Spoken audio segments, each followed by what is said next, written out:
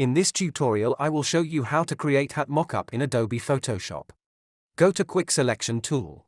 Selection the cap area. Press Ctrl J to make a copy. Go to File and choose Place Embedded. Select the image. Click on Place. Adjust the image.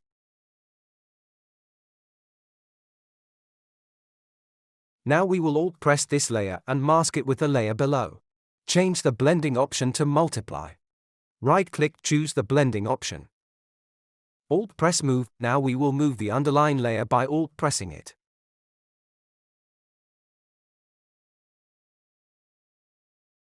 That's it. Hope you liked it.